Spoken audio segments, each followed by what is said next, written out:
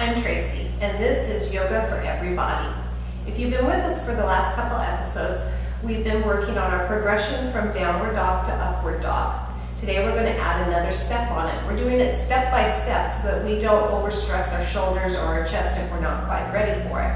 So I'm going to go over the last couple of steps so that we're all on the same page. So the first step was to start in a child's pose. I start with my knees separated in this one. Arms outstretched nice and far. Fingertips open nice and wide. Forehead down.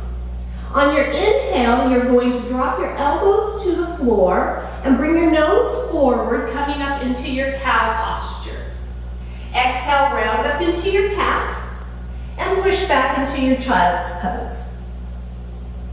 Again, dropping your elbows to the floor, lead with your nose, coming up into your cow. As you lift those elbows up, they stay straight back towards your knees. Exhaling, rounding up into a nice strong cat, and then pushing back into your child's pose.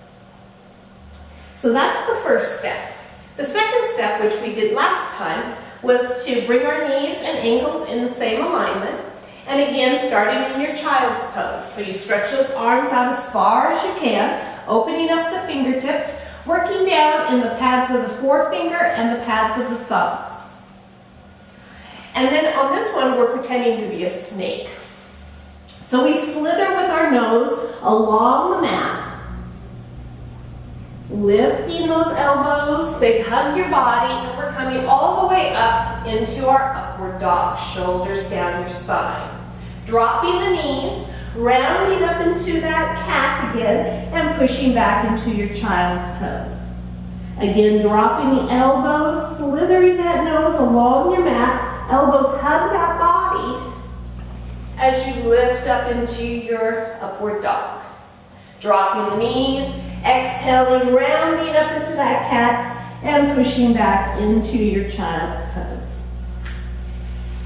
So the next step in our progression is we're actually going to get into our downward dog now. So we stretch out those hands again, opening them up nice and wide, tucking the toes under, pushing our hips high into your downward dog. So again, we start with the hands, open fingers, forefinger knuckles, and the pads of the thumbs. Going up to strong shoulders, externally rotate the shoulders, ears between the biceps. Take your chest back to your thighs, lifting the hips and dropping the heels. Nice, strong downward dog.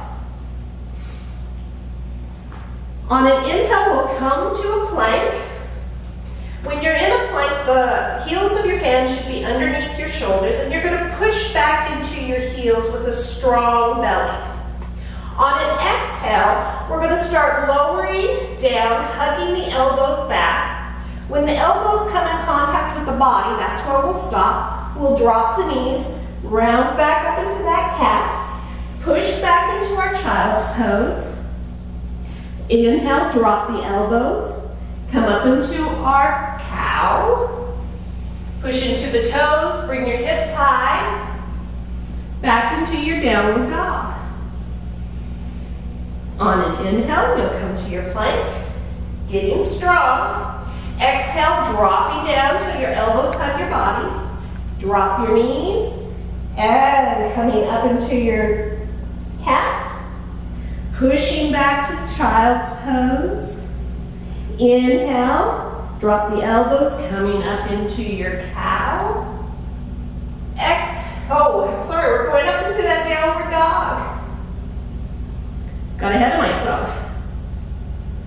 On the inhale, come to plank. Exhale, lower. Dropping the knees, rounding up into cat. Pushing back into child's pose. On the inhale, coming up into cow.